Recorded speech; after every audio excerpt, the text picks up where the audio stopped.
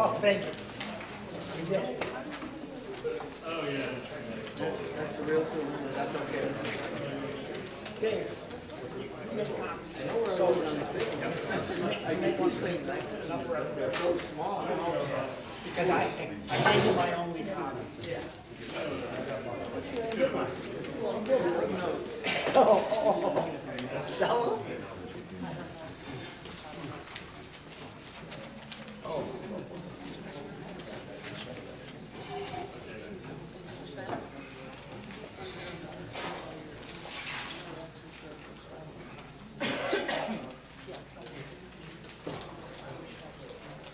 Yes.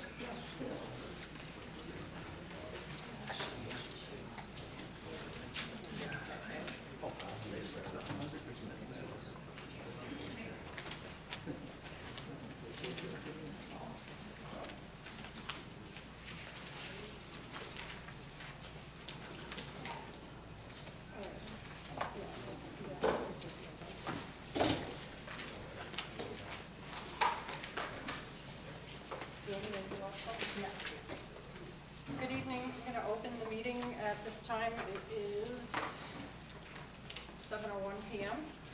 We are going to begin this evening's meeting with the public hearing. I'll have Roger read the call, and then I'm just going to make a few quick remarks before we start. Notice is hereby given to the Stafford Planning and Zoning Commission to hold a public hearing on January 13th, 2015, 7 p.m. at the Stafford Community Center, 3 Buckley Highway, to consider the following.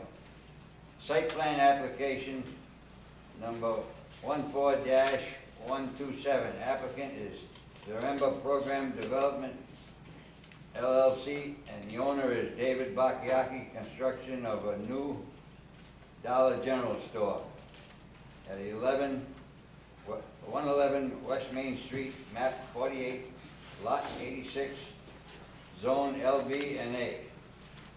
At this meeting, interested persons may be heard and written communication received. Copies of the legal notice and related information are on file at the Stafford Zoning Office. Respectfully, Cynthia Rummel, Chair. This appeared in the Journal Inquirer on January 3rd and January 10th. Thank you, Roger. The way we are going to work the public hearing is the applicant is permitted time to make a presentation and update the plans that have been submitted to the commission prior to this evening. The commission members and the alternates who may be in the audience will then have the opportunity first to ask questions of the applicant and to make any comments. Once the commission members and alternates have completed their inquiry, we will open it up to the public. What I would ask you to do, we don't have a podium, but we do have a microphone at the end of the table. Anyone who wants to speak can come up and address the room from the table using the microphone. We would ask when you do come up to state your name and address for the record, please. Once the comments are completed, I will provide 1 or 2 warnings that we are ready to close the public hearing.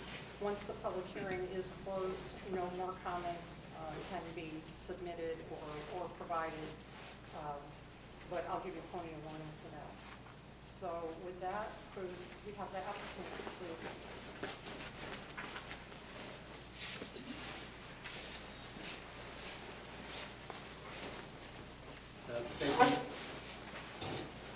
My name is John Wojtyla. I work with the Zaremba Group, and we're located at 14600 Detroit Avenue in Lakewood, Ohio. And with me today is Anthony Buckland with Ayub Engineering, and then also the property owner Dave Bakayaki is here as well. Zaremba Program Development, the company that I work for, has an ongoing relationship with Dollar General, wherein we provide their development services for Dollar General on properties such like this, properties that they would own and operate the store at. We were previously here before the board on 10/14/14, where we presented very preliminarily our proposed project. We returned after filing our formal application with the Planning and Zoning Commission, and that was on November 25th of 2014. We're happy to be here tonight, and I will talk about the building and changes to the building, and then I'll ask Anthony to talk about the site plan changes from the last time we were here, which was again on November 25th.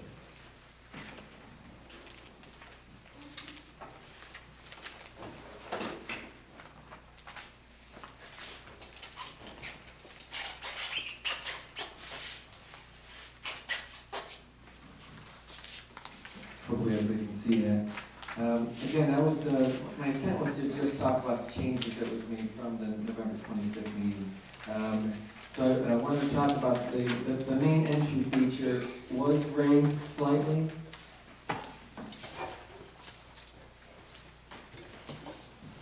Where the gable roof starts now, even with the areas on either side of the building, or either side of the entry feature, whereas previously that feature was probably about 2 or 3 feet, 2 or 3 feet lower than it's currently shown. So that also then raised the gable roof entry to make that a little bit higher, where it's now at about 28 feet at its highest point. The other change we made was to the northeast elevation. We added what we call an offset fascia, which basically increased the wall, or the height of the building along the northeast elevation. And that now matches the elevation that's on the southwest elevation. And the intent behind that is to screen or to hide the rooftop units. So the area above this white line is basically everything that was added to the northeast elevation. We also added CMU wainscot along both the northeast and the southwest elevation.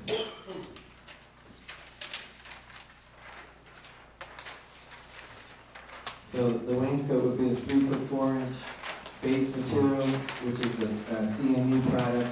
Previously, before we had the pilasters shown, which we still have the pilasters, but now we added the base material, or the wainscot of CMU.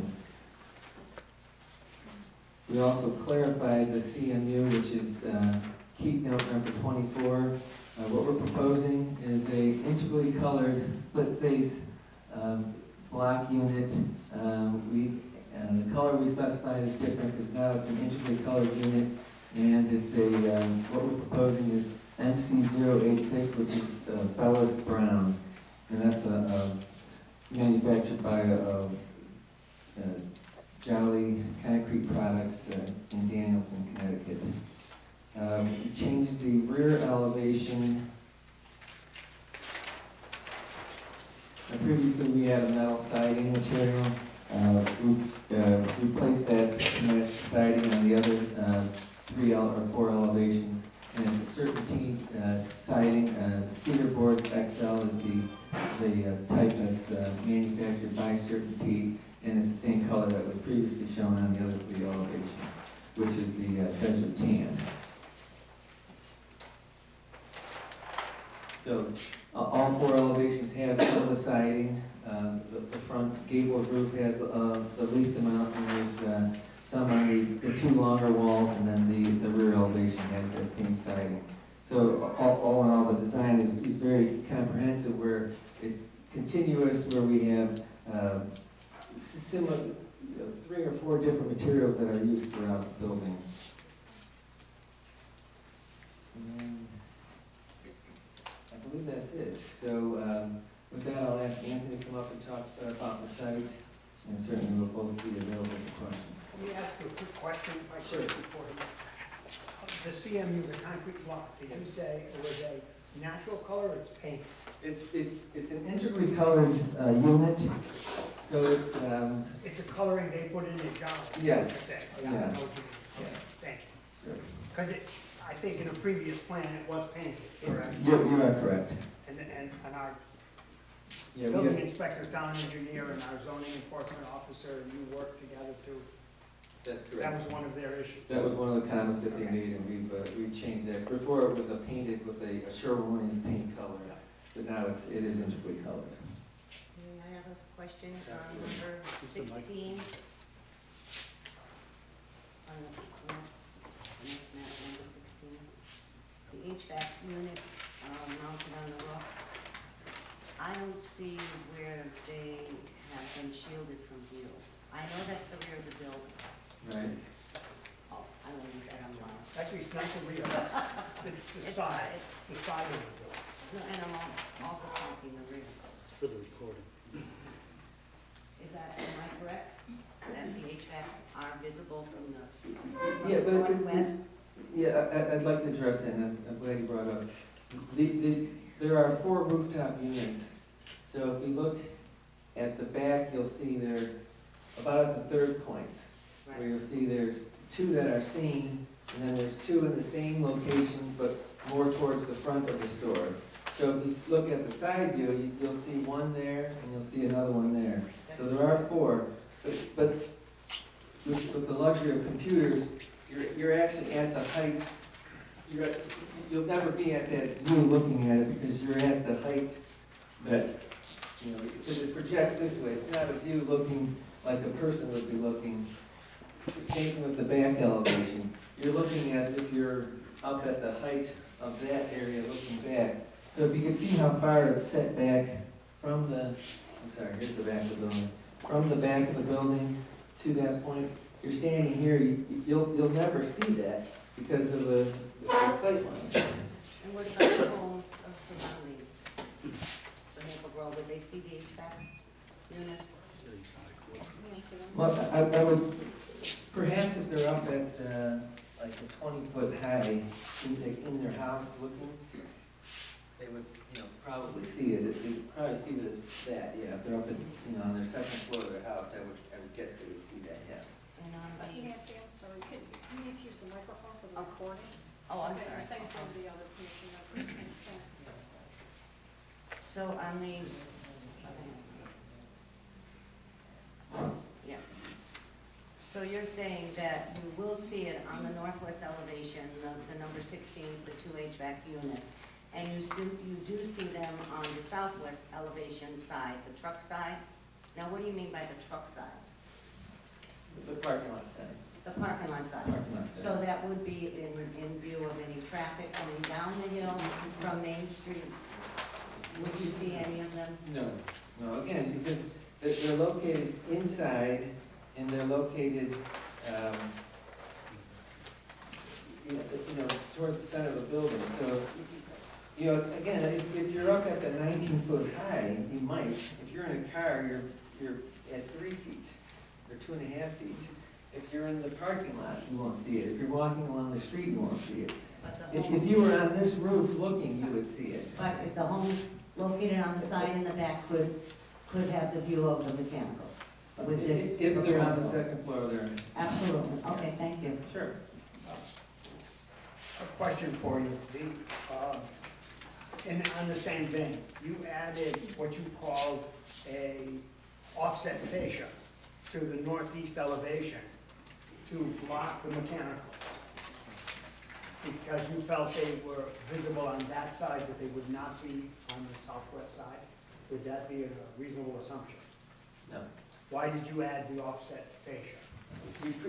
We previously did not have that here. Ah, That was a comment that was brought up okay. in the November meeting.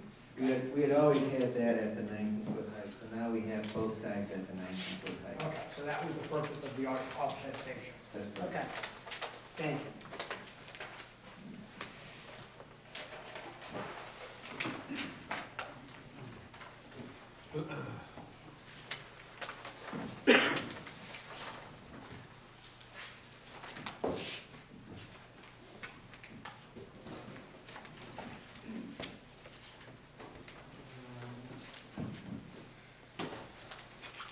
My name is Tony Frucko, I'm with Cleveland Engineering, working in Pawtucket, Rhode Island, 414 Benefit Street, Pawtucket. I'm just going to talk about the site a little bit. this gives us a pretty good look at what it's gonna look like from bird's eye view. Of course, here's the building, here's the parking lot and layout. We're gonna take this from 3 access points off of West Main Street to 1. You can see where that's gonna be right here. It's offset from the existing 7-Eleven. The parking lot has 37 parking spots in it, and that's per the town requirements, and that fits right close to the wheelhouse for what Dollar General generally uses for their sites. This layout is pretty prototypical of what they use also. We got this from them, and they've used it lots of places very successfully. So a couple of the changes we made to the site from the previous plans that were submitted are the fact that we originally had, along with sidewalk along the frontage of the site for access, we had the sidewalk running right through the parking lot. We had run it through some parking spaces. We had some delineated area. The request was to move it around the parking area so folks can, pedestrians can access the site from the side of the parking lot. Something else that we did was we moved this area of parking lot, we moved it towards the west, pulled it away from this property line. That was to honor a 10-foot side buffer yard that was required there. We added, in the back, we added a striped loading area where the truck can sit. The truck will pull in and back up into that area. This is the loading area back here. There's double doors. All the loading and everything for the site takes place in the back. Something else that we changed was originally there had been an infiltration area shown along between the building and this property line right here. That vine got moved to an infiltration area over here. That was at the request of the water treatment facility. We will be tying into an existing line over here, and they've been having some infiltration problems. Wanted us to get that possible infiltration away from there, so we moved that. Let me interrupt you just a second. Could you turn that so we have a little better view of it? Perfect, that's enough, thank you. Something else that we did in dealing with the water pollution control facility, we moved the proposed fence along this property line, again also to the west, just to get it out of an existing easement there. It saves them from having to tear that fence up and having to be replaced at a later point. We also upsized some laterals tying into the existing line. Let's see, we also widened the sidewalk along the side of the building. We originally had it at, I think, 3.5 feet. Town requirement is 6 feet, so didn't add any impervious there. We just did that by moving just move those spaces back a little bit. And we verified the turning movements for the truck. Again, this was a prototypical site, so we knew it would work. We made sure that we could get it in back up here. And then something else we did, we added some notes to the E&S plan, that's the soil erosion control plan, for Dave, so that they can have contact during construction for if anything goes on out there, meaning if there's a failure of anything, when I say failure, if there's sediment runoff, mud track on the road, that kind of stuff, get a hold of somebody and we can get it taken care of. So those are the basic changes that we made to the site. Other than that, it's pretty much the same that we presented before. And again, I'd be happy to answer any questions. You made some changes to the excuse me, sorry about that. You made some changes to the handicap spaces in the front also? Yes, we did. We were originally asked to we had 2 spaces there, and we were asked to make them both van accessible, so there was some widening that went on for the 1 space, so we did that. Thank you. So your proposal before was that the deliveries made by tractor trailer will pull into the front of the building and then have to back up the length of the parking area to get to the loading dock, correct? That's correct. That has not changed? That's correct. And when will deliveries be made? Typically during business, once a week during business hours. During business hours? That's correct. When the store is open and customers are in the area, correct? Thank They may be in the area, they may not. You don't anticipate customers during your business hours? No, I mean, I think you're just painting a picture of people running around in the parking lot. Well, I'm painting a picture of a tractor trailer backing up through a parking lot with pedestrians and children. That's what I'm envisioning. Thank you. Okay.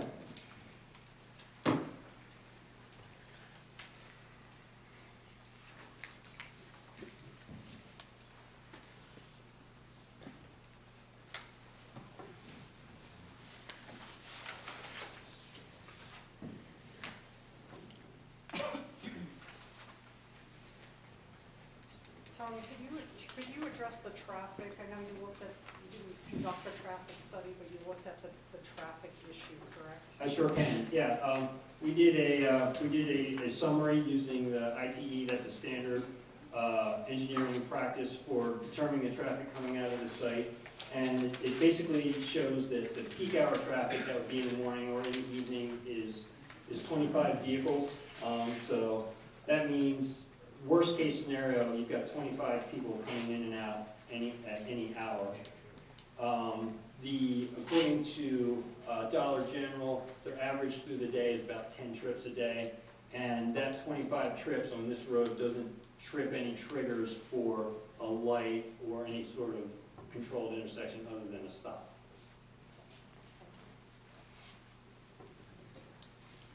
Do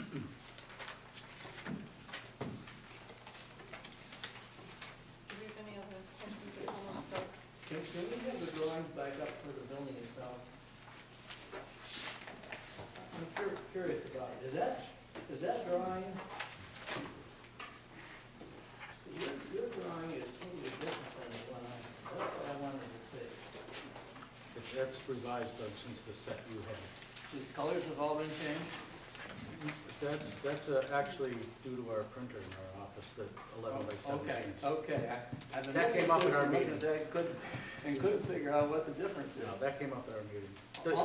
That's the. Yeah, this is probably a much better representation of the colors Right. that are going to be on the building. just And also the representation of the block on the building has changed. You'll notice from previous, it looked more like brick before, and now the pattern's more representative of the block that's being The size of the block that we use, that's correct.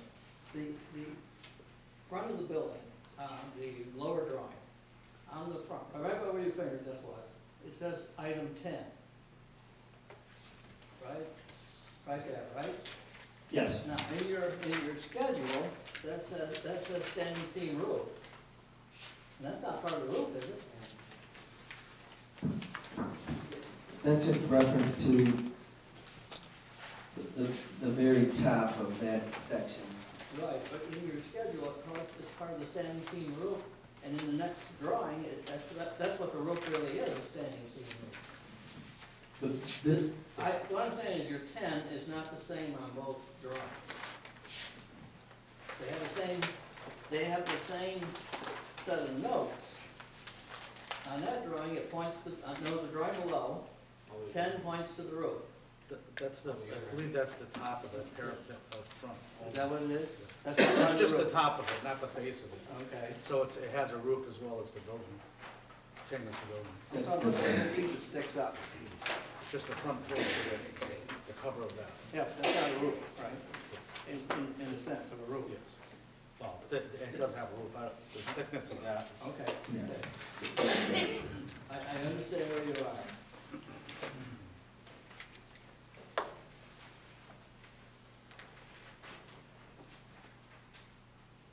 All right, do we have any other questions or comments from the commission members? All right, we'll open it up to the public now. I would ask anyone who would like to speak or make a comment to come up to the front, use the microphone. Again, please state your name and address for the record.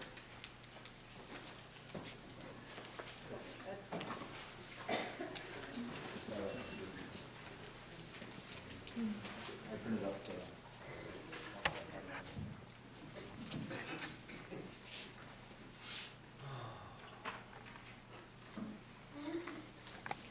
My name is Ed Rice, 2 Orchard Street. I'm the former vice president of the Stafford Historical Society and the leader of the recently formed group Save the Maple Grove. From a legal zoning regulation sense, it's Safe to say I'm not a zoning regulation expert, so I'm not qualified to discuss specific obstacles and compliance as regards to the black and white regulations. I do believe the latest plans show the electrical use extending around the northeast corner well beyond the 30-foot encroachment permitted into the residential zone, but again, not my regulatory compliance is not my bailiwick. I just wanted to point that one out. I'll let you and others hash over the details of regulatory compliance. I will state, for the record, that this is not strictly a zoning board, it's also planning and zoning, and the planning aspect is where this board is open to do as it sees fit. Clearly, there's a large and vocal contingent of townspeople that think a site plan like this is the wrong direction for the town. The developer, the company have invested huge sums of money in this plan, that's very clear. I'm sure they did not do so with any expectation of losing money by growing their business here. Nor do I want them to lose money. I don't want to see businesses ever fail in town. We can all agree, that there is benefit to properly managed business growth in town. Lost my place already. Page in. Support retail like this, Walmart or grocery store, does not materially grow tax base in a meaningful way, period. You may get a short-term boost in construction, a small bump in the assessor's grand list, that may put a few dollars back, literally $2 in the net tax increase to the grand list per man, woman, and child in town. But it does not add a meaningful number of good-paying jobs, and often actually works out as a net loss to the town. After, when you consider the fact that out-of-town employees from other store locations tend to transfer into the higher-paid management roles in the new store. So those people, their tax dollars, their retail spending on their food and their clothing and their rent, that all remains outside of our town. The bottom line is that businesses come and go based purely on the ability to sell their goods and services to the population they serve at a profit.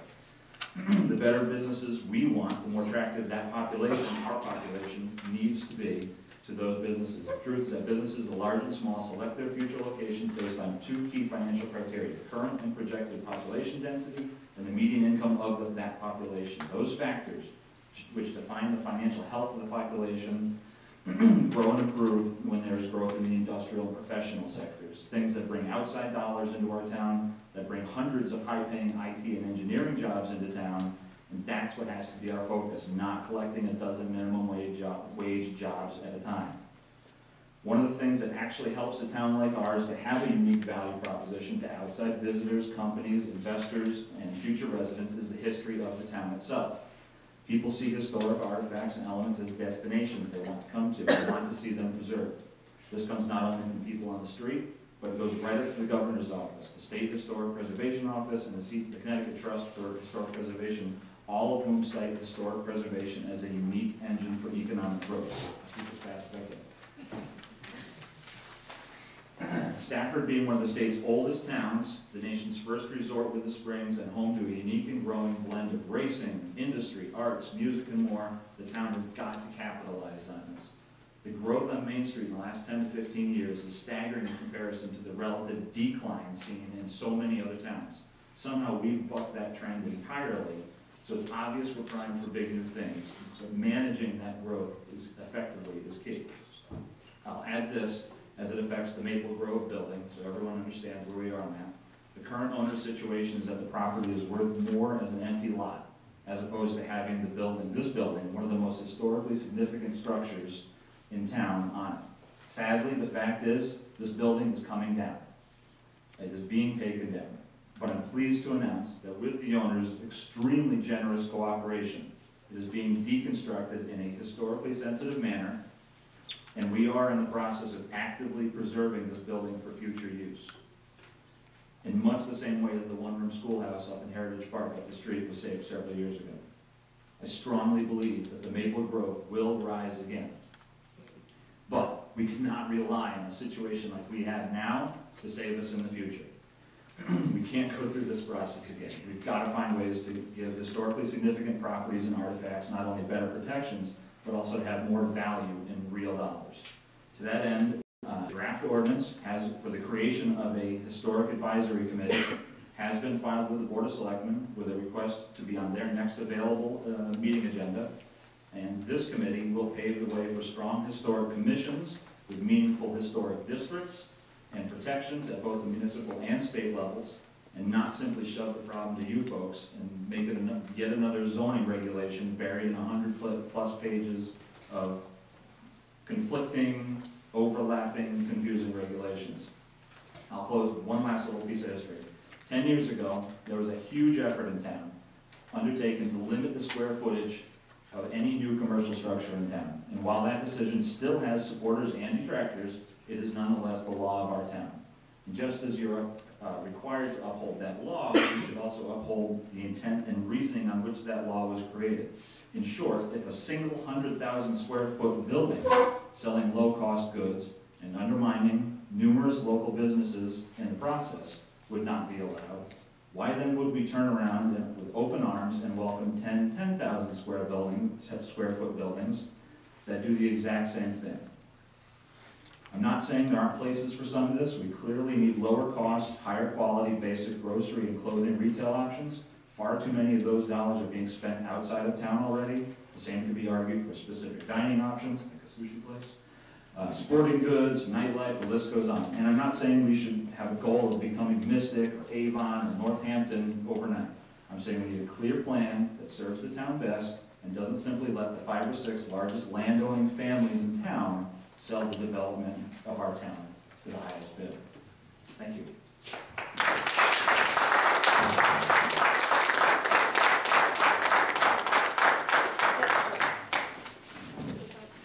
Doc?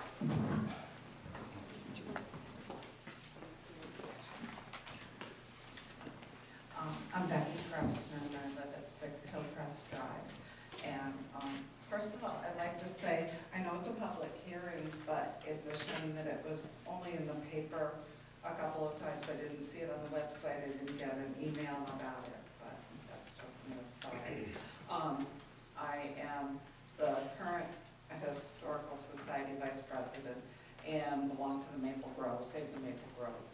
And I would like to respectfully submit a zoning compliance report done by professional planner Marcia Bannock regarding this site plan. I'd like to ask that this be entered into the record and addressed by the applicant, as it contains numerous areas of non-compliance with the zoning regulations. This was done by Marcia Bannock, who was the town planner for South Windsor for 30 years. Excuse me, is that what was submitted previously? Yes, it is. It's the same one? Yes, it is. However, there are still areas, she has reviewed this, and there are still areas that have not been addressed, including the site lighting. Does the lighting plan meet the requirements of the regulations?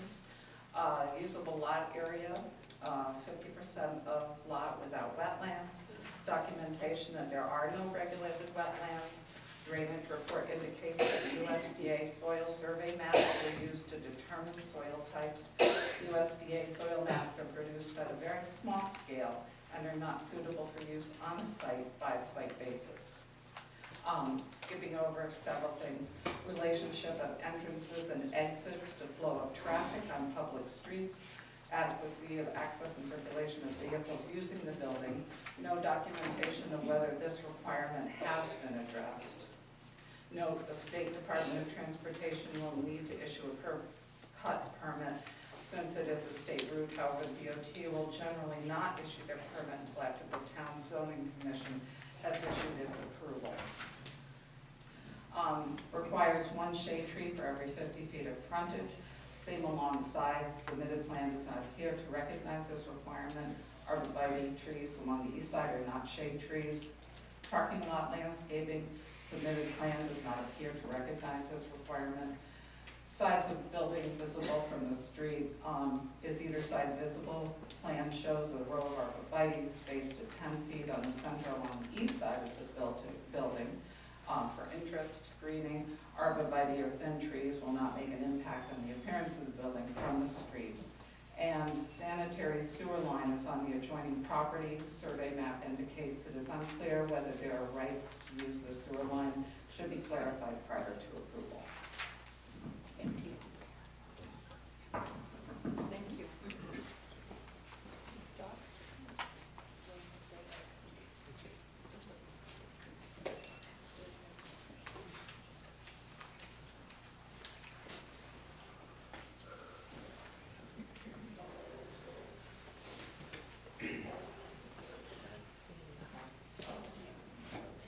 Sellers, 36A Furnace Avenue.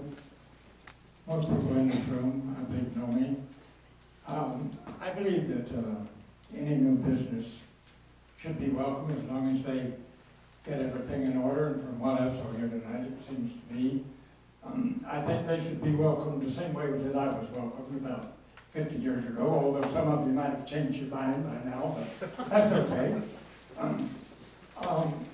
I believe that you're doing a great job on this and all, but I also believe that Mr. Bukiaki and others like him have tried to pay their taxes over the years, and they deserve, if they're in a commercial, which I might disagree on that, it might be highway business, but the thing is that they've been paying the taxes, and I've been sitting on the boards where some of these people have come before me.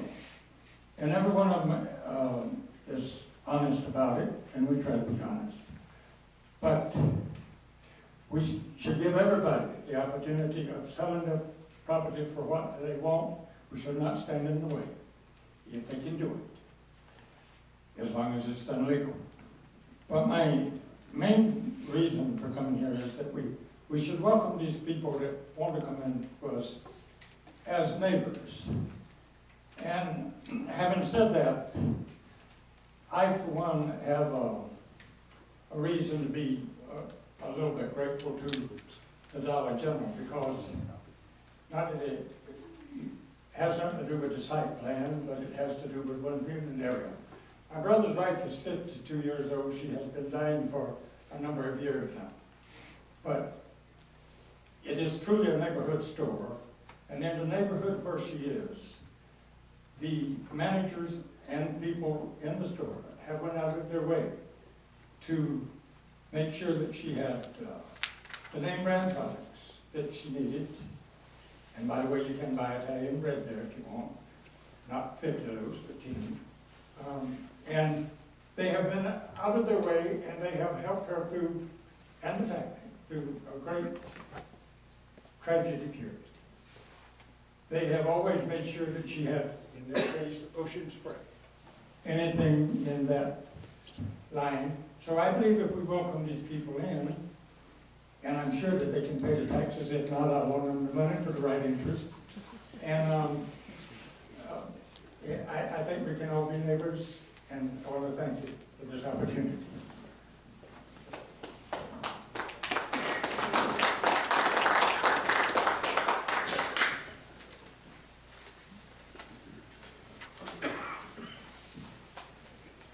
Hi, I'm Debbie Burgess. I live at 101 Began, Stafford Springs. My property abuts against Dollar General. The loading dock will be in my backyard.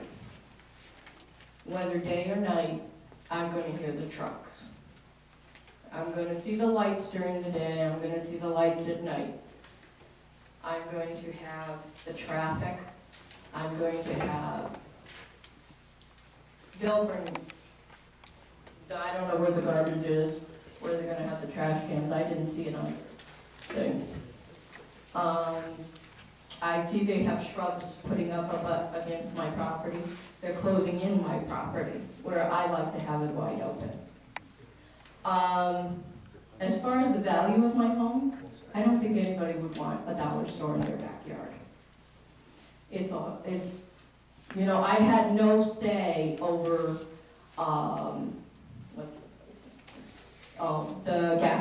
the tire place, Maple Garage, when they put up their building. Unfortunately, my father had a massive heart attack that night when you had your meeting, so I couldn't come. And that went up. And I own a dog.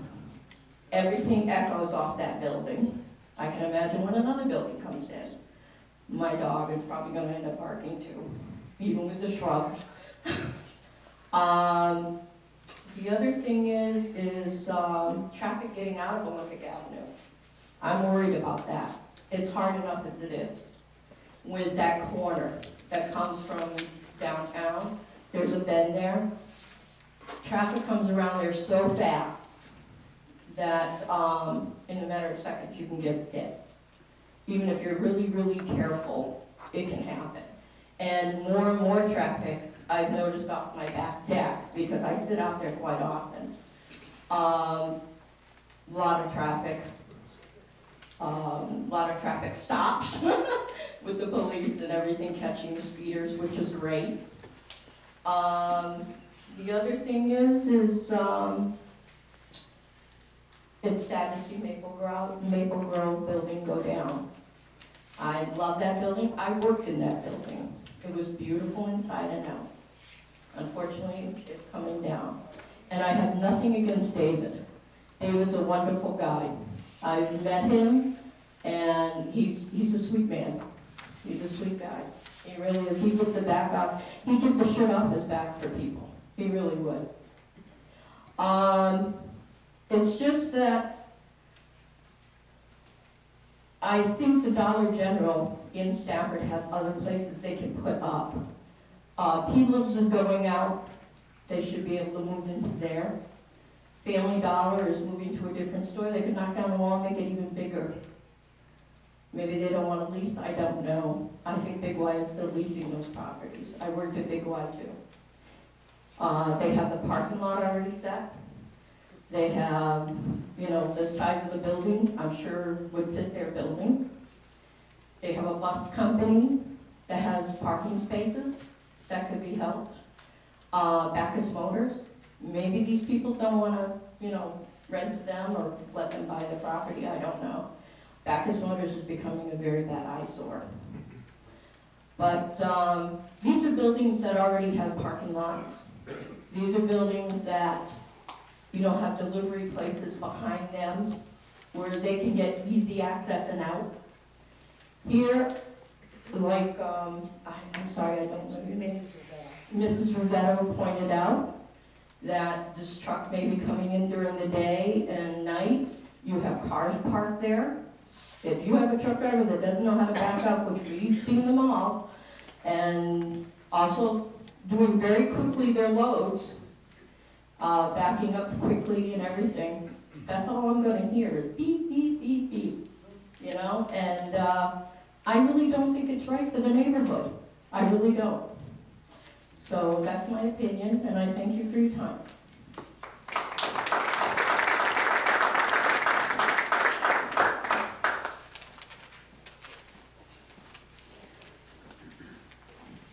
My name's Steve Squire, 52 Hydeville Road, and the last meeting that these gentlemen were here with their presentation, a couple members of the board asked if they could switch their design to a more New England style building, and I believe you said that's not their business model, the Dollar General's.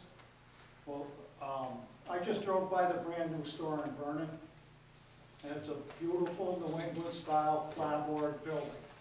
And I'm just wondering why you would come back again with something like this when you were asked to do something different. Thank you.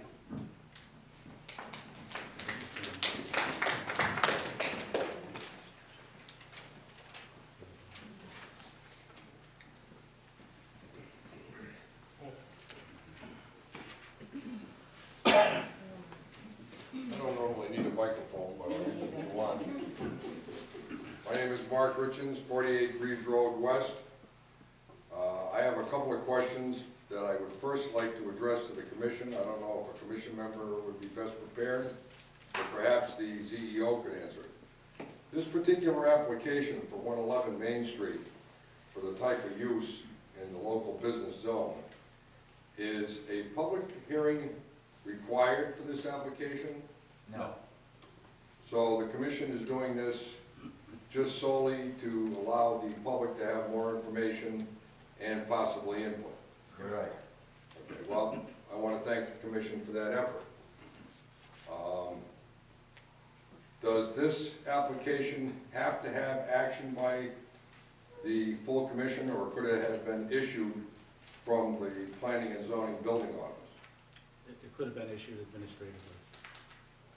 So there again, you're just taking into public account, and there again, you should be thanked for that. I would like to speak in favor of the Dollar General store. This is a local business zone. You You just heard from the zoning officials themselves that in this zone, it's a use permitted as of right. I think that this company, Dollar General, the developing company, and the property owner are willing to make a substantially large investment in the town of Stafford. And I'm very appreciative of that fact. And I think opposed to destroying any business in Stafford, businesses traditionally tracked other businesses. A lot of people have said to me over the course of time that they want a lot of different stores, but there isn't enough residential traffic or street traffic. The more business you have in Stafford, the more traffic you generate. So based on the information that the commission has just given me, and based on their drawings, I think that they're making their best efforts as far as architectural design goes. And I would hope that the commission would see fit to show them the respect based on these regulations, not to withhold the application over nitpicking over tiny items. That's all I have to say. Thank you.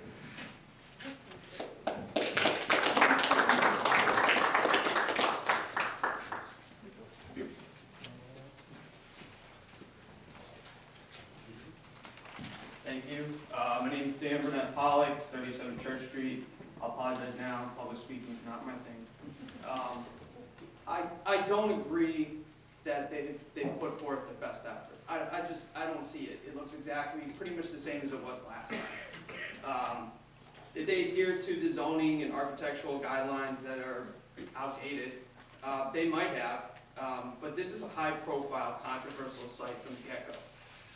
Frankly, it comes off as typical big box corporate attitude to do the bare minimum to get the building up and operating. You've done a great job upsetting many residents of this town with the future demolition of the Maple Grove. And I know you've upset more people, including myself, by failing to change that monstrosity you call a store. You know, with that attitude, Dollar General is never going to succeed in this town. And it'll be just one more empty store that we have to look at. So that's pretty much all I have to say.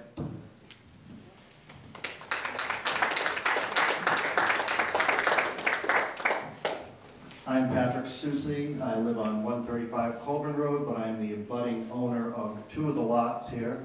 I don't know where the other sign is. There we go. My property is this duplex here and the geometric dome here. The property line is right there. I'm here with Sue Lane. She has that house, and then we heard from Debbie, which is this house right here.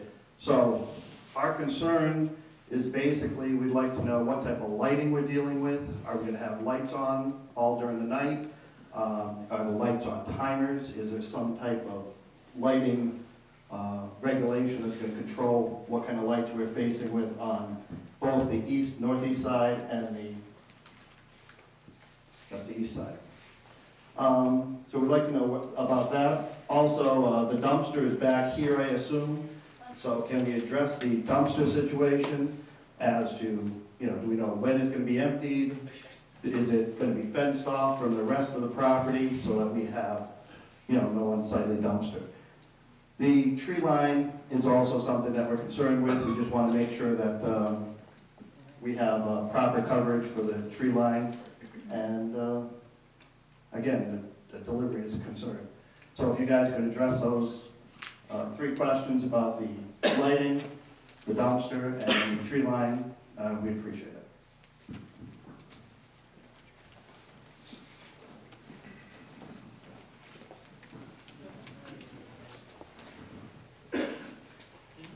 Hi, this is Solanka, 25 Leonard Road. I have not too much to say about whether or not the Dollar General comes in. I think they can do better than that. If Steve's found one in Vernon that looks lovely, then they can make it look lovely. It's up to the zoning board to set the rules now. I believe Stafford could be a historical district with a lot of tourism. I have a business on Main Street. I have a lot of people coming into my store from all over the world. I've had people from Germany, Australia, London, California, Florida, South America, and they all say the same thing, that they're coming into downtown Stafford and into Stafford because of its historical beauty. I truly believe, going along with Ed's advice, that you start developing something that can bring high-end money into Stafford. These people come into Stafford through tourism. They're going to spend money in everybody's little business. And if the Dollar General does dress up its building, they'll be spending money there if they need a quick little something. Like the woman that said that she's a neighbor, I believe there's plenty of empty buildings. No disrespect to David, I think that David should be able to do whatever he wants with his building. He is a wonderful man, he's done a lot of things for Stafford, and he deserves a break. He should be able to. However, I think they can dress up this building. And again, tourism, develop the springs, put some money into the historic district, get a designation, that'll bring in money from the state through tourism and everything else, and I guess that's all I have to say.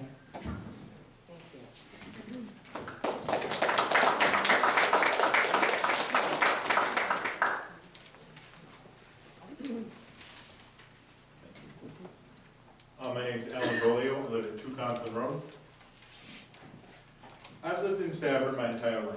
I graduated from SHS in 2013, and now that most of my friends are either graduating or soon to be graduating college, I ask, so what do you want to do once you're out of college? The major response I get is never come back to Stafford. And that concerns me, because in 30 years, who's going to be here doing this? And having had conversations with many of my friends over why, the answer is that many people do feel like, well, everything on Main Street's great. I love Main Street. It definitely feels like the productivity in town for preserving and making it better begins and ends there. It feels like the rest of the town's been forgotten. People feel like very much it's being switched from higher end to lower end stores. I've lived here my entire life. I love it here. I've always defended Stafford because it's my hometown and it is where I'd like to spend the rest of my life. But I mean, when you bring in more and more lower quality stores, things change. And as I'm sitting here watching more and more lower quality stores in, I question why I defend Stafford. I question why I want to come back. And my opinion is changing to where I'm soon going to be one of the people who are never going to want to come back to Stafford. Thank you.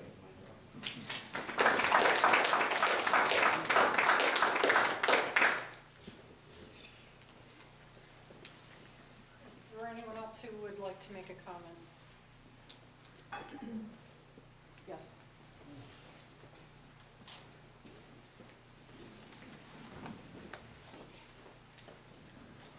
Hello, my name is Renee Gannon, address 69 Main Street, owner of Artisans Corner.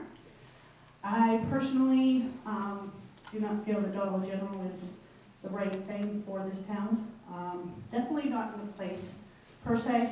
We've got a lot of vacant open buildings that maybe we could use instead of building a new, not some nice looking building there. I also think we need to start looking at planning and planning this town appropriately and figuring out what's considered a commercial area versus maybe a village district. And I know all of us downtown have worked very hard to build Main Street, and I feel we need to start looking at planning that appropriately and making that a village area and keeping the commercial end as it does come in, maybe from the 190-32 interchange forward. My other concern is that Family Dollar's been given the right to go ahead and build a new building. And they're leaving the Big White Plaza for the purpose of being able to have more in their store. Provide more. That they can't now because Big White limits what they're able to sell. My concern would be down the road. Which one of those buildings is going to be empty? And we're going to be staring at another empty building because one put out the other. Do we want to go in that path? Is that the right direction for this town? Personally, as a business owner, I don't think it is. And I think it's about time we start looking at planning this town appropriately and making the right choices that will benefit this town 30 years down the road, not what's good right this second.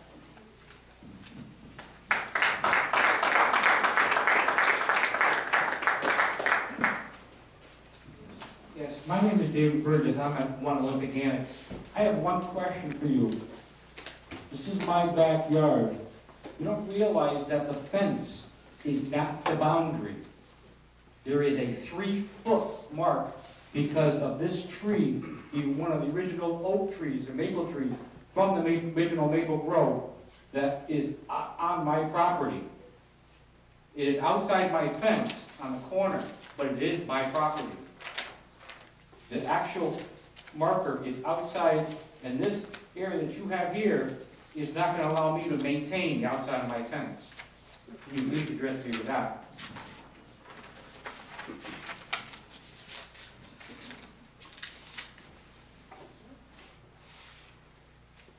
Are there any other comments? Would anyone else like to make a comment? Madam Chairwoman, can we address some of the questions before we close the public hearing? Particularly Mr. Susi's questions about site lighting, et cetera. We can have the applicant addressing that. Right. The applicant would be the logical, I think. Tony, could you please go over the photometric plan regarding the lighting?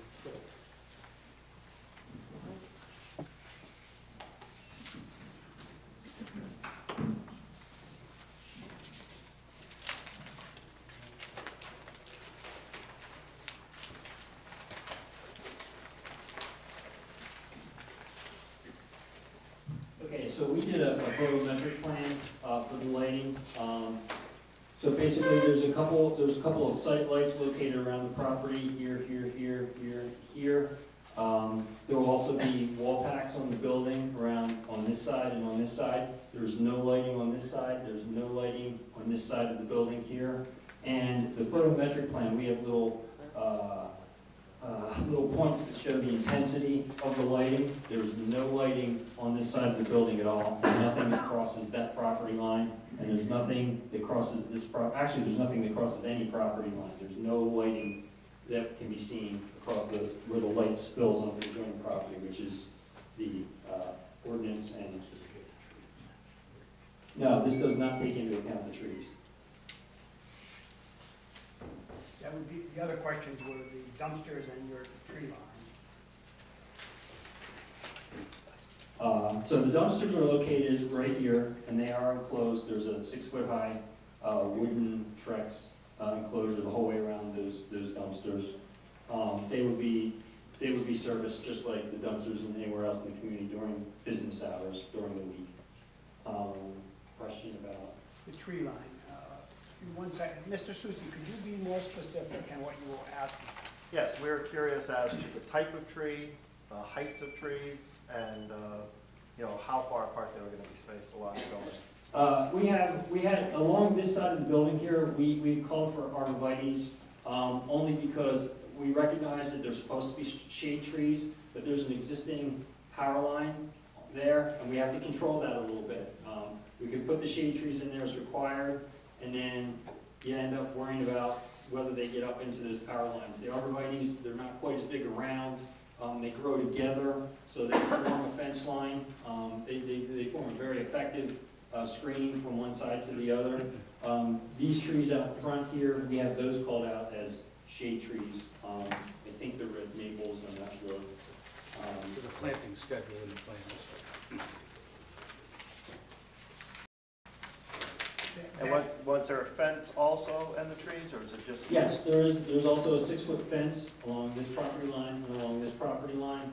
That fence is about 10 feet off of the property line, maybe not quite. And that's, again, we originally had it closer, but we moved it further off the line to respect the easement for the sewer line. Thank you.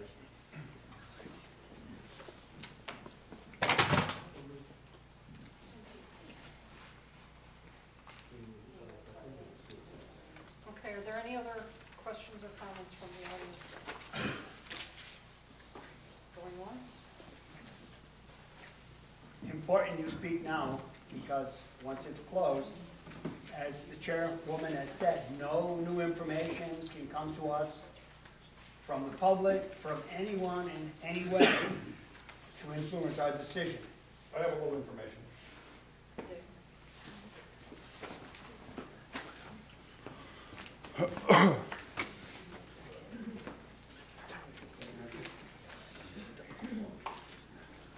Well, I just hope that the project gets approved, because I don't know what's gonna happen to the building that remains there now if it's not. In reading all those zoning guidelines, all I could see was it didn't even have to come to a public hearing. They should have just been able to pull their permit. So, my bank was aware of all that. They've done appraisals. They've told me the land is the only thing that's worth anything, and they want the building to come down. But again, the financial burden of taking the building down would be on me. So if it's not approved, I respect all my abutters, but then I'm worried about plywood, people breaking in, someday it burning. It's in a terrible state right now, and for many years I've tried to put that slate roof back together, and it's been a tough road. 40%, 50% vacancy rate. My abutters probably know, rarely was there stuff going on there. All the tenants that were in the building I dealt with fairly. They were given money to move. They've signed releases. They've taken the money and the agreements have been done. No one's been forced out of their tenancy. One fellow moved into another unit I have, and the tavern was given money, and they have an agreement, and they left willingly, and I hope to put them in another building someday. My main concern is that I drive by that path probably 35 times a day, up and down 190. So now just more maintenance. And it's been tough to look at it the last couple of years, because I'm getting calls all the time to go tarp the roof and all the other repair issues. But thank you.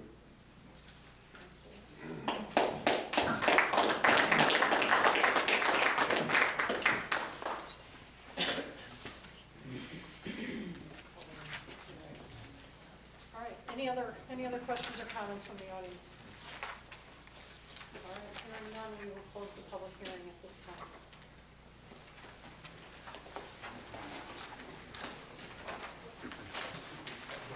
All right, I will now open the regular meeting. We have present tonight Nancy Rivera, Roger Pelazari, Jack Marco, myself, Cindy Rummel, our zoning enforcement officer, David Culver. And I would like to welcome Annie Gentile, our new recording secretary. I know Anna's not here tonight, but I would like to recognize her number of years of service. She did a great job with this. Okay. I can't hear you, Cindy.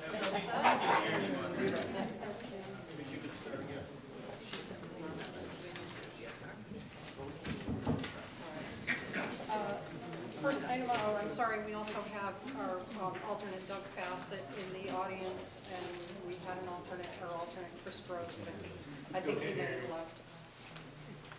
The first item on the agenda is to review the minutes of the December 9th, 2014 regular meeting.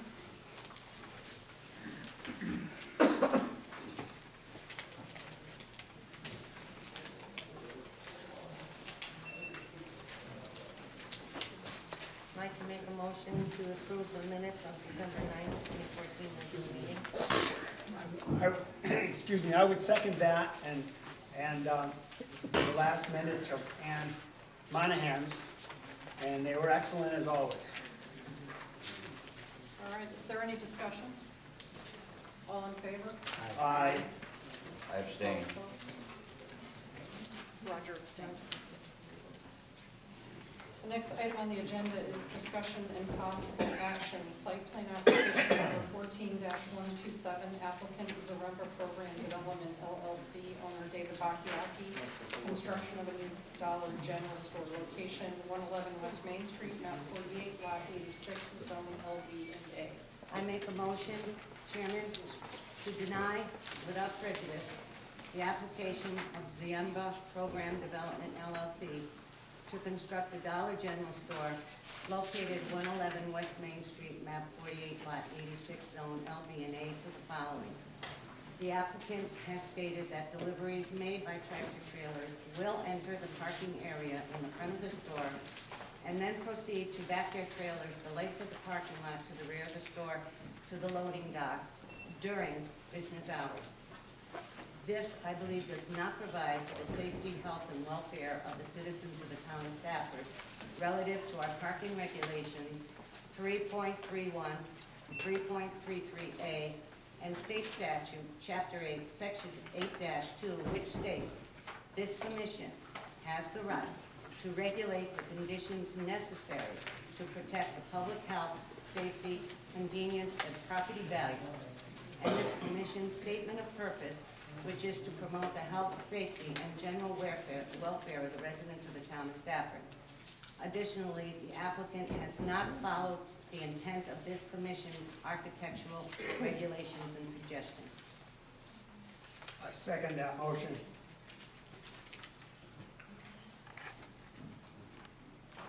Is there any discussion?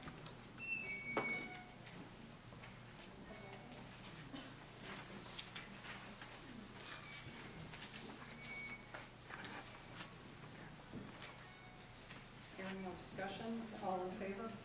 Aye. All opposed? Aye. The motion failed to carry.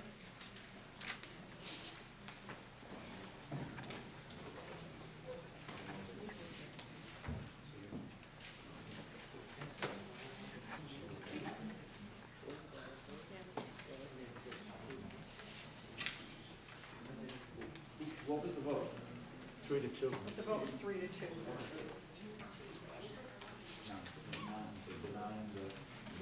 Denying the motion. Correct. Denying the motion to deny. Motion failed. The motion failed. I would like to ask David at this time to present his report that he has prepared on the application for us, which is our typical procedure. David Pomberg, zoning enforcement officer. Prepared report based on plans dated 10/30/14, revised 12/10/14, 1/7/15, and 1/9/15, prepared by AU Engineering. This application requires site plan approval only. As you are aware, a site plan application by itself is for a use already permitted as of right in that particular area, so long as it meets the standards required by the regulations. We do have a timeline on this application, deadline. The deadline is January 29th. We do have one regular meeting scheduled on January 27th before that deadline.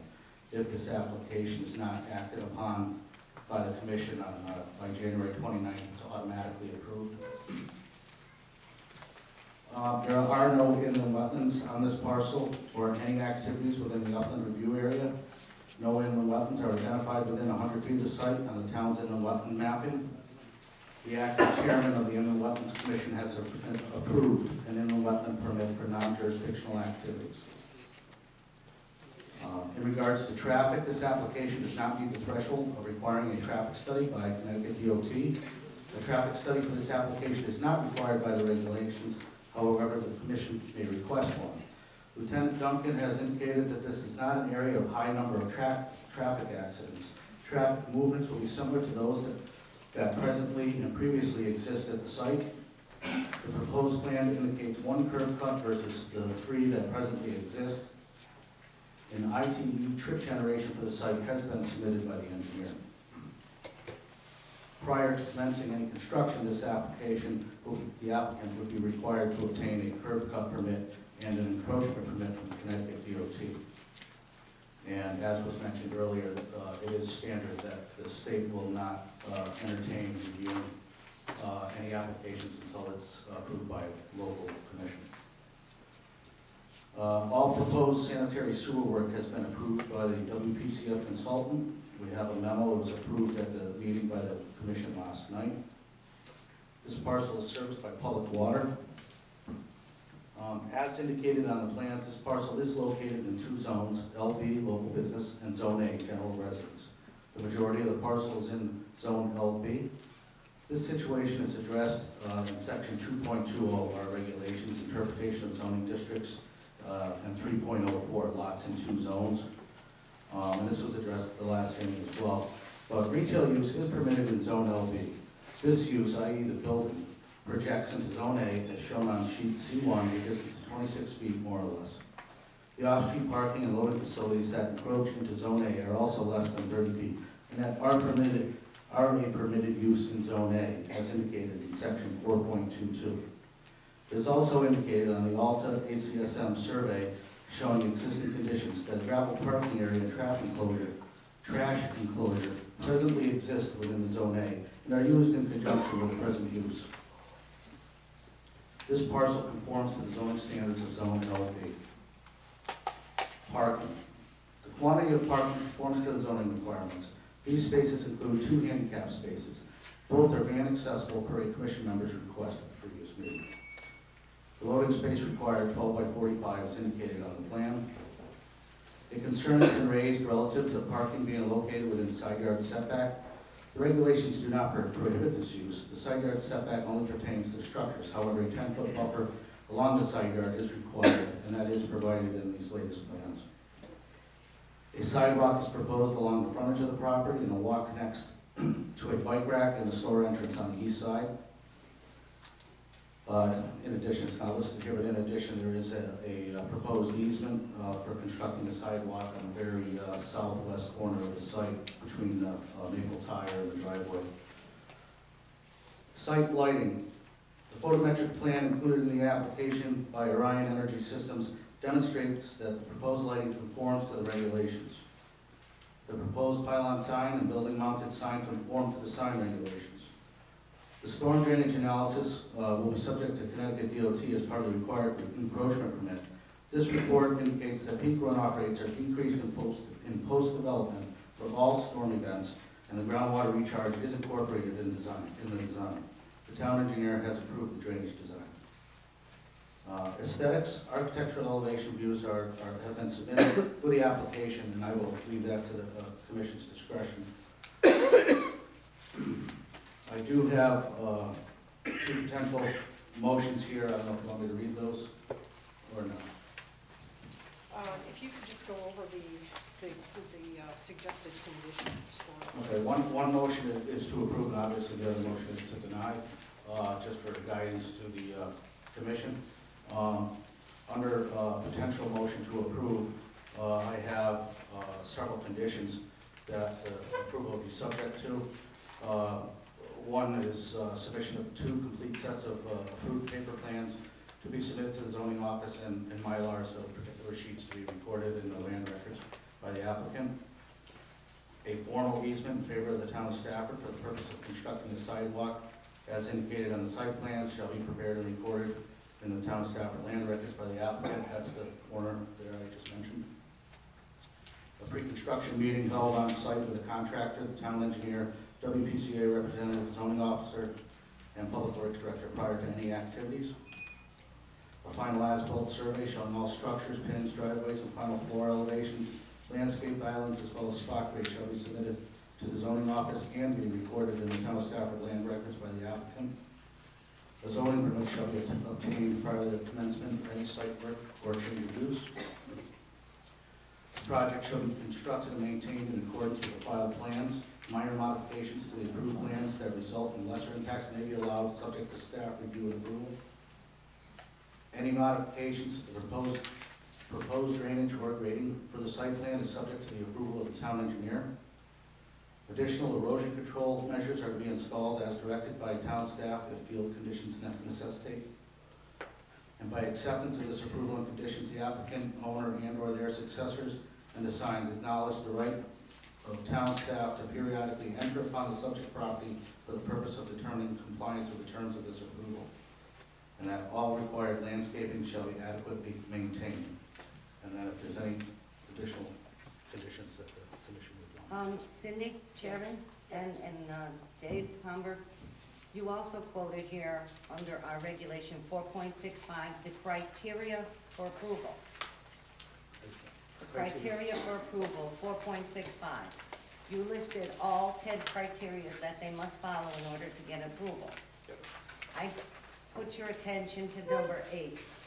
The proposed development shall be of a superior site and architectural design that enhances the surrounding neighborhood environment.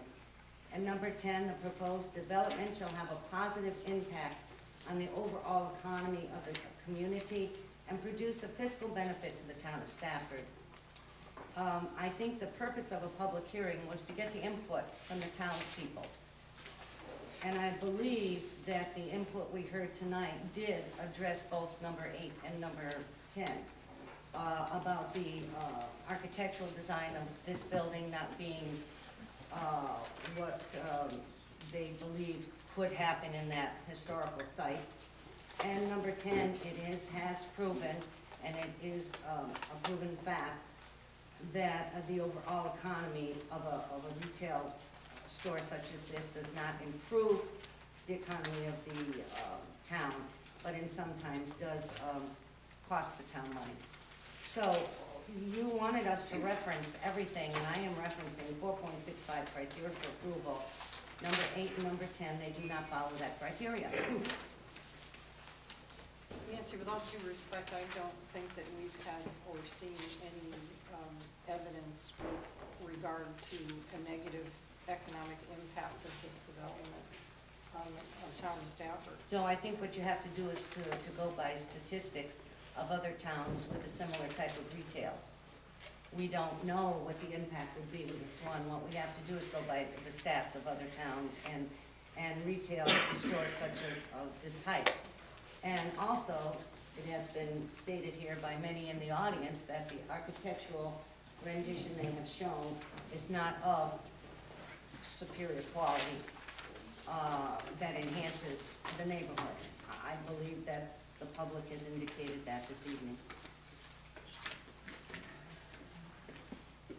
What I would say with respect to the architectural design, and I do first of all appreciate the fact that the applicant has made certain changes in response to Correct, he has comments been that changing. have been made.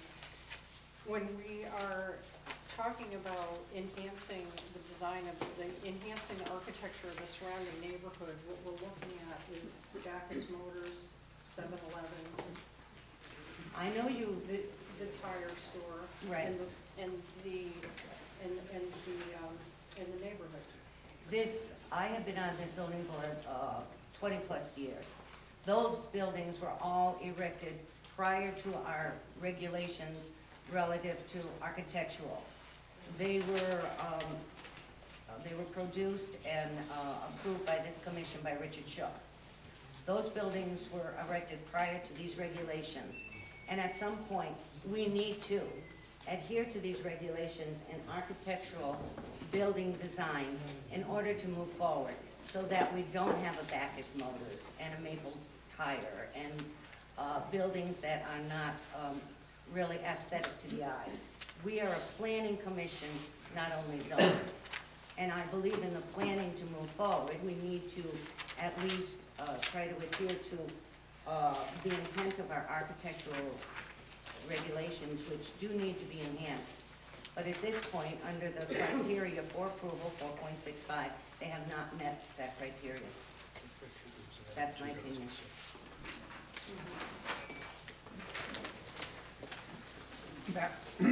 Madam Chairwoman, just a quick comment.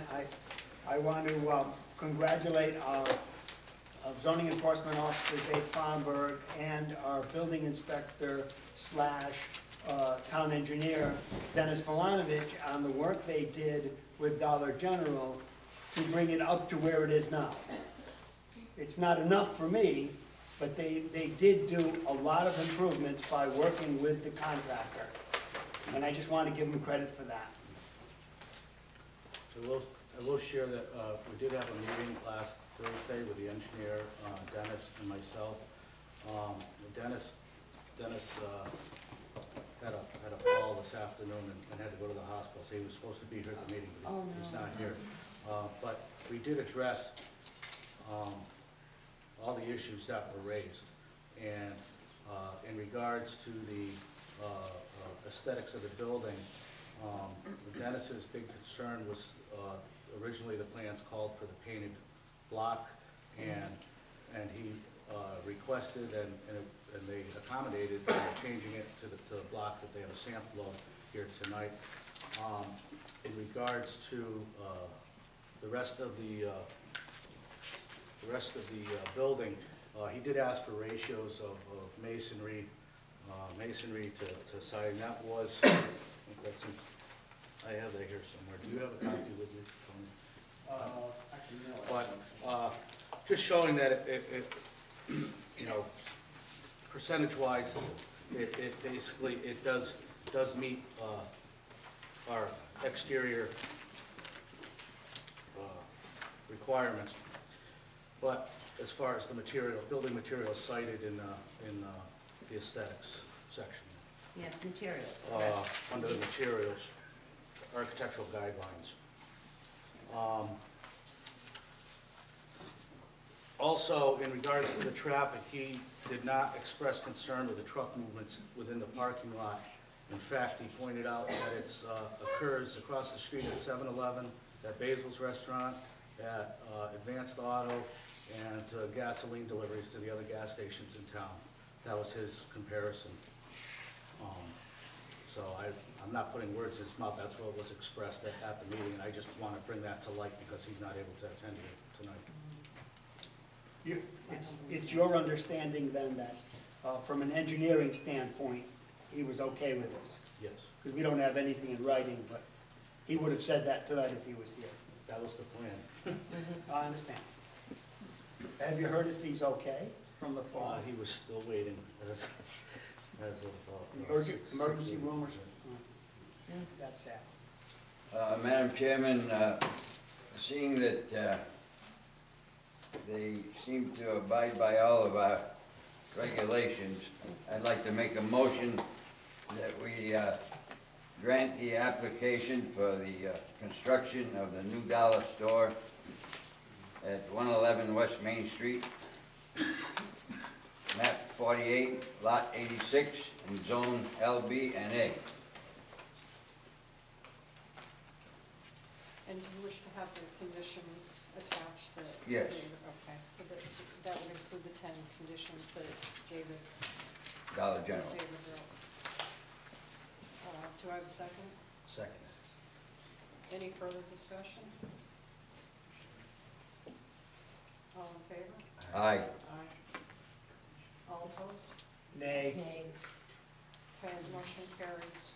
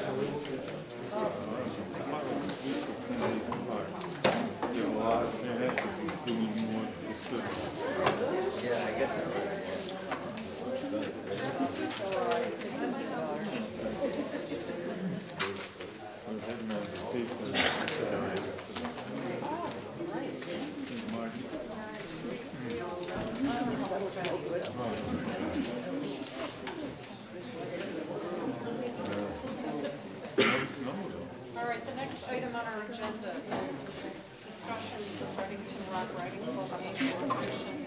I can't hear you, Cindy. What? The next item on the agenda is discussion of Reddington Rock Riding Club, location 93 Handle Road, map 33, lot 19, zone AAA.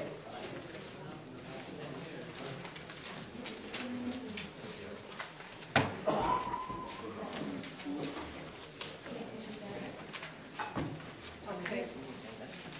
Where we are currently with this issue is we had requested the club to submit an annual camping permit.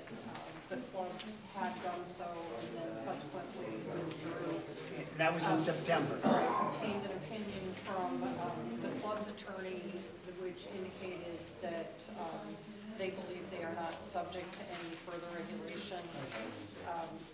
We then asked our town attorney to take a second look at it. We had cited some recent Connecticut appellate case law, and Ed Muska has come back with his opinion, which you should have all had in your packet by letter dated December 15th, 2014. And essentially, Ed has agreed with the position that we had discussed earlier, which is despite the prior special use exception, this commission does have the legal authority to impose reasonable regulations on the club. Now, my understanding is this letter just became available to the club members maybe within the last day or so. Today. Today.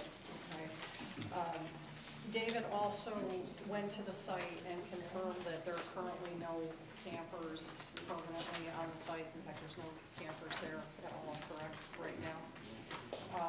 And actually had suggested that because time is not of the essence right now, that it might behoove us to provide the club some time to provide that letter to their attorney and react. Next meeting. Digest it. Right, yeah. The agenda for next meeting? Right. Sure. I think that's a great idea. Good idea. I do pick out a few words of Attorney Muska's report here, which is kind of interesting, pretty clear.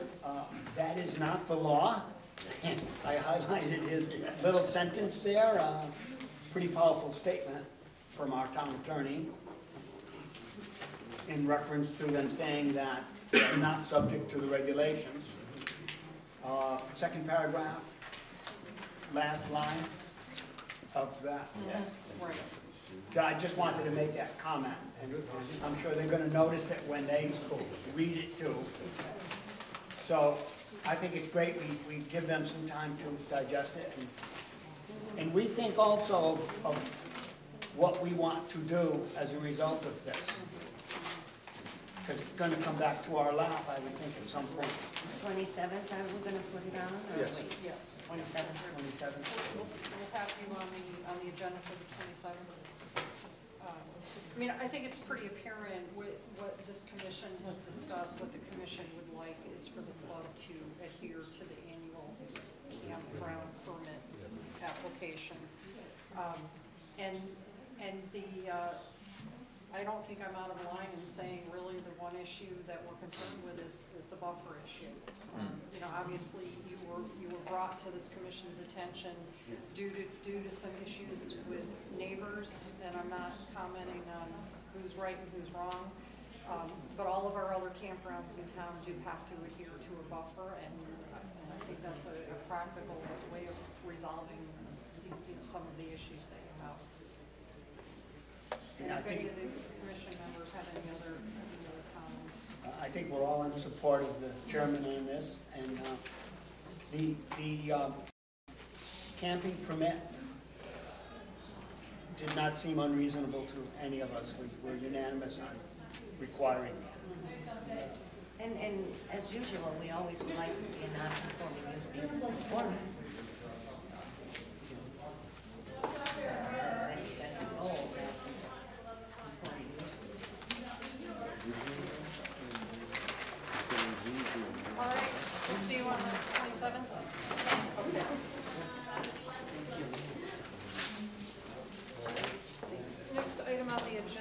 is discussion and possible action review of zoning regulations.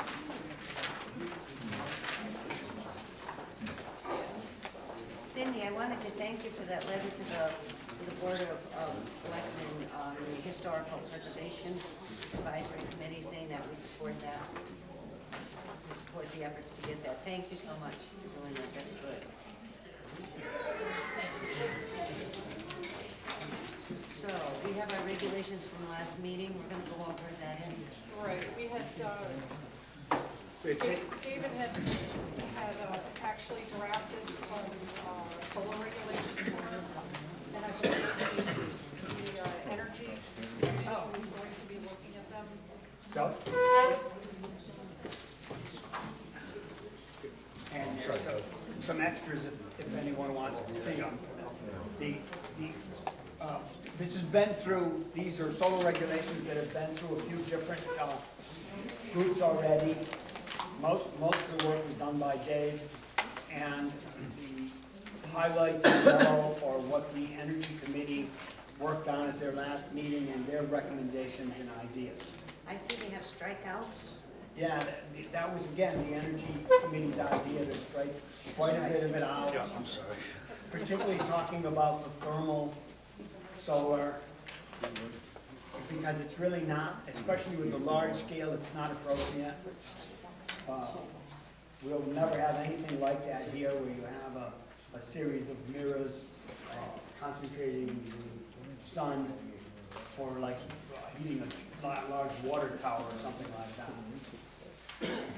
The other issue, as you go through this, you'll notice one of the comments that was made and felt pretty strongly about, as far as setbacks are concerned, involved the height of a array. That makes sense. And it made great sense, and I forget which member brought it up, but it was a great, you know, if you have a setback of 10 feet or 20 feet, but you have an array that's 30 feet high, if it falls over, you don't want it to go in the neighbor's yard. It's my understanding that in looking at like cell tower locations, any type of tower locations, is that's typically, you know, the setbacks are less than the height of the tower, but they require the height of the structure. So that makes sense. perfect sense. Yeah. Yeah. Makes good sense. It keeps it simple. I have a question. So it's not a zoning permit we're giving them, it's a building permit application? For 560.1.2. The construction of the system shall be in accordance with an approved building permit application. So it doesn't go Well, through us it would require a zoning permit as well. first, and then the building? Right. Okay, that was my question. Which comes first, the Well, chicken or the egg? zoning permit always comes before the First and building. then the building, yeah. Well, but it didn't, that wasn't clear to me here. So you need to add zoning? Well, see, it's not. Possibly, Yeah, I would mean, say, you know, a it's in the zoning permit, regulations, but it Right, should be right, clear, yeah. I guess. because it kind of sounded like that we were out of the box. Maybe even at though the we had end, the just before regulations. where it's stricken out, right after it says building permit application, upon approval of zoning permit. Yeah, that'd be great.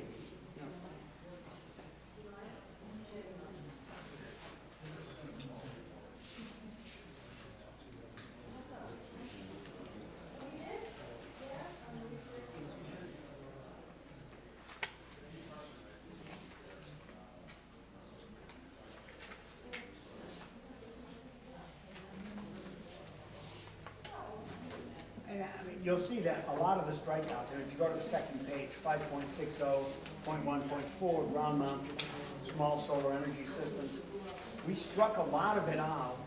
It just didn't seem necessary. But of course, it's this commission's decision. If you want to add some of that back in, of course you add it. Was Dennis at your meeting for that? No, it was just, I haven't had a chance to run this by. Oh, we need to do that for sure. We could run it up at the emergency room. Yeah, give them something to do. 4 or 5 hours. Might as well get some work done. Get some work done, right. Jane, a question for you. On the second still page on interviewing. 5.60.1.4 Yeah. B, so all of the mounting requirements have been stricken, and then the addition is must be building. Yeah, well, that's how, well, that's our little addition. if it meets codes, and again, running by Dennis, Right. all the And other that- stuff is Well, unnecessary. and the building codes change as well, so we Yeah. wouldn't have to update it for Right, right. So we don't have to update our regs, just. maybe current building codes. Yes, correct. Maybe that would be the proper word. Yeah. I mean, I'm all in favor of streamlining. I just, not being that familiar with what the building codes, then we can assume that they all. They all that pull they permits cover now, the- yeah. But they cover all of the Yes, mounting. they cover the mounting hardware, the Material, foundations, the everything. materials. Yeah, it's all in there, so yeah. it seems kind of The redundant. electrical connections, everything Yeah, is. Okay, again must meet current code. Yeah, just Yeah, add that the would be word proper, current. of course. So there's two places, yeah. Yeah, Okay. yeah. Where's your second one? The second one is under roof mounted, If you go down a little further, you'll see. ground and then roof. Okay, I'm near that one. You know, we wondered if 5.60.1.5, the roof-mounted small solar energy systems was needed. Again, they go into a lot of work that I'm not sure is necessary to get into the regs. Don't you think more is better than less, because we usually get slammed? Well, I mean, I would want Dennis, I really want Dennis to weigh in on that, because sometimes more is just more confusing. It just makes it more complicated. And some of this, you know, flush or rack-mounted solar panels mechanically fastened, secured with a ballast, I mean, that's the company, and that's the building inspector, so. Yeah, but since we give the first approval, Well, you know, we can, obviously, this board can add any of this back in, or however we want to word it. But the Energy Committee was going for as simply as we could. In fact, I actually expected us to remove a lot more than we did. But it turned out that, and all of us on the committee have panels, we were all, had our ideas about how this should be done and the right way to do it, so. oh, I think this is excellent, definitely. But, you know, the base that we had to work with was the key, and Dave took this, I think, from Tolland, and reworked it yourself. Enfield, yeah. Enfield. Enfield, and then Reworked I it. stripped it. Oh, you know what I just read? I'm sorry, this is not about solar. Well, then you can't say it. Enfield is having a huge problem with trucks that sell food. Yes. They're planning and zoning. Yes. That has never come before us either. has No, it? and that's another issue we need to take up. But I think it may be done by ordinance instead of a regulation, I don't know. It was planning and zoning. No, I know, but in and- Stafford, we may do it by Oh, that's a ordinance, good thing because to that's think of, sorry. It being just- kicked around, peddlers and vendors trucks. It just popped into my mind, I said, Yes, oh my that was gosh. just yesterday or whatever. Okay. Yeah. And they would all, obviously, they would all have to meet health code. Yes. Yeah. But then it becomes our problem. Yes. Because we did have that. Yes, but we need to address that because we have that happening. Yeah, we have. Well, I have heard of that. They park outside a restaurant, actually, across the street, and it's a problem, yeah. I am How the heck did totally. we go from solar to. Sorry, Jack, I'm totally bummed out on solar. A question here course. for you on that same. Yeah. You struck all of the material relating to glare. Does the committee feel that's not necessary? Yeah, it really didn't seem necessary, but of course it could be added back in. It said, any glare generated by the system must be mitigated or directed away from the Oh, adjoining I wanted that, or definitely. adjacent road when it creates a nuisance or safety hazard. I suppose it's possible. If it's not gonna happen, we can leave it in, right? You could, it's so remote, you could leave it in. I would leave it in. I'm okay with Is it. it an issue then?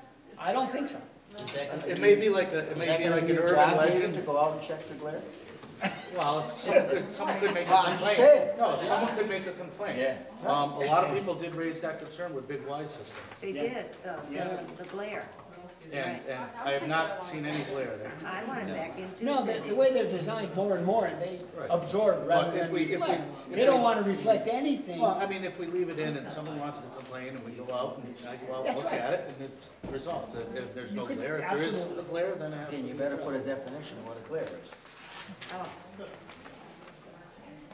better define what a glare is. Well, it's. Well, I'm just telling you what's gonna happen.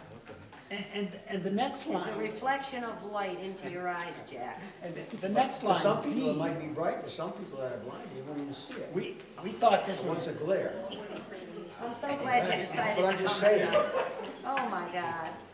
The next one, D, rooftop panels shall be configured in a square rectangular pattern, we think is totally crazy.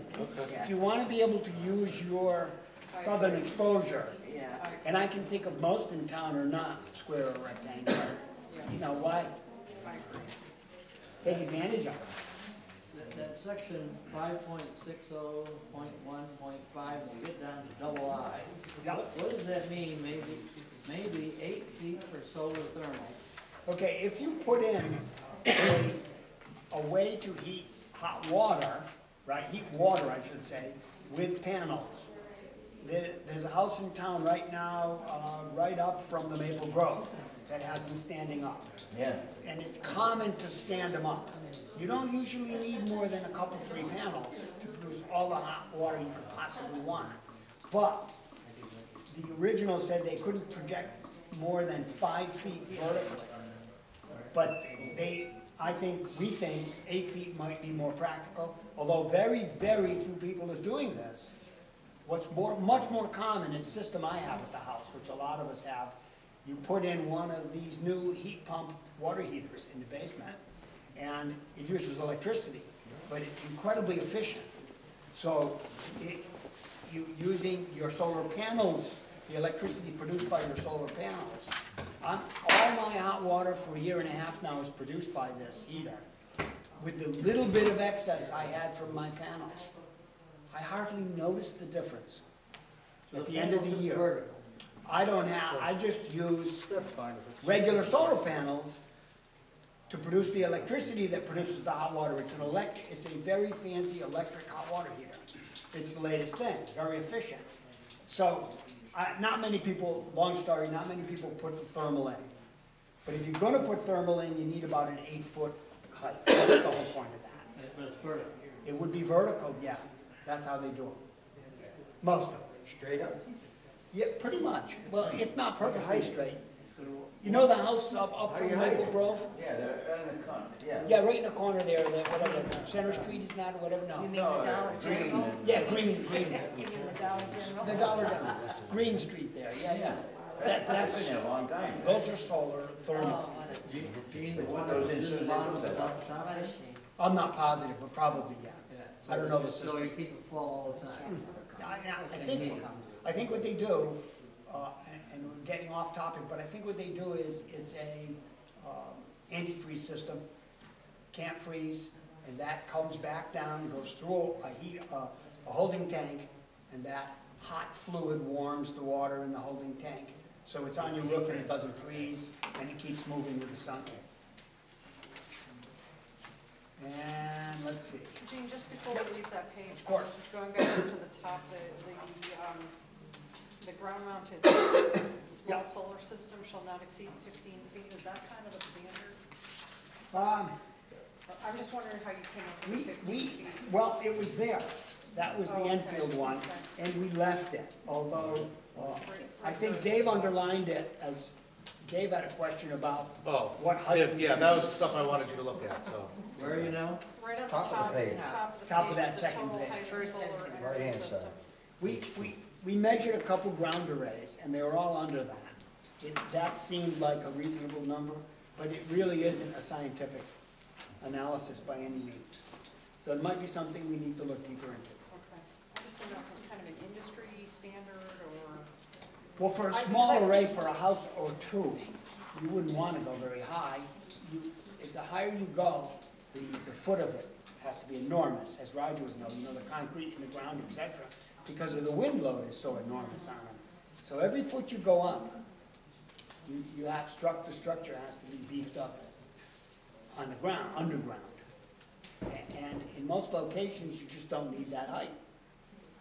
Yeah, I mean, I prefer not to have that height. I have seen some that are probably twice that, maybe. Really? Yeah. I think they're older ones though, too. Maybe. So that's something maybe we should look a little deeper into.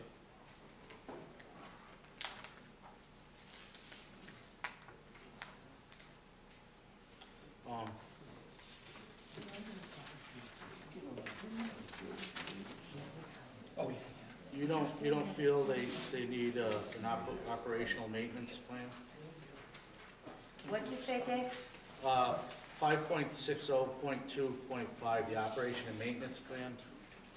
It's questioning why it's needed. I think it's probably there's maintenance of, if you look at Big Wise, they have like 3 or 4 catch basins back there with diversion ditches that guide the water.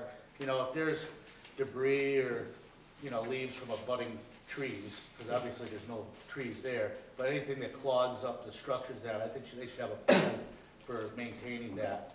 I understand that. And I don't know if there's any critical areas they need access to when there's snow or something like that. I think that's right. And that's something Dennis could give us Right. more insight on too. No, I understand. 5.60.2.5, operation and maintenance.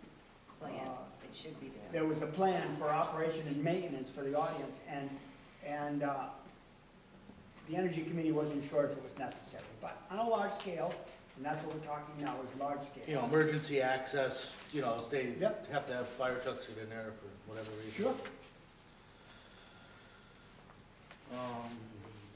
And I don't know what you're questioning down below, is this necessary? Is that Well, the one that's- above it or below it? that's the utility notification. Okay, that was taken right from theirs. Again, I would ask Dennis, but it seems to me, I mean, planning and zoning doesn't need evidence that this is acceptable to the power company. Yeah. I mean, because it's not gonna happen otherwise. It didn't make any sense to us, but So let's maybe, cross that one off. well, we thought we might have been missing something, so we didn't completely cross it off. Well, we are. And then- Where are you crossing off? We're crossing off. 5.60.2.6, utility In its notification. entirety, you're gonna cross it off? Well, I tend to think we don't need it. But again, Dennis is key to this. How to have a better, The minimum lot size, you don't think that's necessary for a large, there's a question there too. I mean, it's, How many acres is the Big Y? I don't know, I want to say 3 or 4, I'm guessing. So they wouldn't have been Maybe able to. 3, 2 or 3. With this regulation, they would not have been able to do it, because this means it has to have 7 acres. well, they own, no. Well, they own the They rest of the own land. many acres of land. It's not the array itself. It's Yeah, how much. They can build a Minimum bigger array. lot size is 7 acres. They could build a bigger array. I guess the Okay. question would be, do we want to limit it? And I think the Energy Committee's response was no. Why say 7 acres minimum? If somebody has 6 acres and wants to put an acre of panels up, I would let them. Of course. I mean, it seems to me, it's the way to go. I mean, it'd be great. One example came up, and this has happened in a few places, but I don't know when and if it'll happen here. But a bunch of homeowners get together. They buy a piece of property from a farmer or whatever. They put a giant array up, an acre or 2. Fine. They then feed that for their panels, in effect, through virtual net metering. It's happened in other states. I don't think it's This happened is in kind Connecticut of yet. similar to what Don Poland was saying about residential lot sizes. Is Yeah. don't specify lot sizes, let wetlands, setbacks, and everything else dictate Yeah. the size. And That that's makes sense, doesn't it? So totally take that out? your call. I mean, it makes sense I would take it that, out. you apply the buffer setbacks and, or equipment Buy everything setbacks. else and see what's left, and Okay. makes sense. And not be overburdening with, Is this supposed to be a special use? Because we could determine it that way too. yeah, for each one, it's gonna be, they recommended So keeping that then in. we're covered under, Yeah, somebody yeah. has 6, you Yeah. know. If they have a half an acre and want to put up a large scale, hello, Right. no. I mean, right up above it, So- 5.60, I can- 2.7, we have special use permit, Yeah, and the height of the array for the minimum. yeah. the changes we just discussed, if you email me your marked up copy of my email to you, I I can can do that. change this, and then also bounce it off Dennis and come back with copies. Perfect. When can we approve this? Well, after we just come in agreement with it, we refer it to CROG and schedule a public hearing. Yeah, so it could be It'd by be February. fairly quick, yeah. Yeah, good. What about the other one?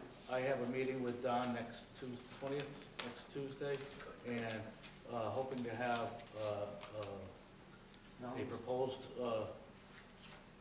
description and narrative and everything on, by, he said February 13th, but our meeting's the 12th, so. So I gotta catch him up. He's been down with the flu for like a week and a half. Oh, that's Lincoln's birthday. The 12th, that's right, yeah. We'll My have to, mother's birthday. so I'm hoping to have that. That is another priority. Yeah, Yeah, that's a great, big one, that's a great. big one. So we're That not would be gonna work wonderful. on that tonight then? No. No. So I will send you the email of the marked up one. It's nice to be able to electronically do it. Dave sent it to me in Word document that I could then edit. Mhm. Saves so much work. Now, a table of permitted uses. Is it gonna be permitted in all It's zones? spelled, it says in the, That's my little note I put on from our last draft we got. On the table of permitted uses. is it gonna in be all residential zones? districts, ground, on the first page, All right, we just got this, I'm sorry, didn't read it. uh, Where? Well, let's just set that. it says, I may have that wrong. In residential districts, ground or pole mounted small scale systems shall be placed, blah, blah, blah. And then it says in business and industrial districts, that's, Right, but you've got to add it to our table of permitted uses. That's, I think, yeah, my well, note that's there. gonna get totally added. I have a list, ongoing list. of- Okay, just a reminder to put it on the table of permitted uses, yeah. Because I can't even find it in here. I know it's there. Right here. Well, ground, large scale in business and industrial districts. I'll look at that. Oh, it's a very cold night, does that mean we're out of Because here? that should be very clear right in the beginning. Mhm. Yeah, I couldn't even find it, Well, it's addressed in setbacks and not in, yeah. So if it's in the table of permitted uses, like, we can reference it right away. Yes, it's allowed, no, it's not allowed. right in the beginning, you know, like, well, maybe, well, that's some definitions, so. I'll go through it. Yeah, maybe under purpose, you can put, no, Yeah. yeah. Yep, and you've got the definition, that's wonderful. Standards.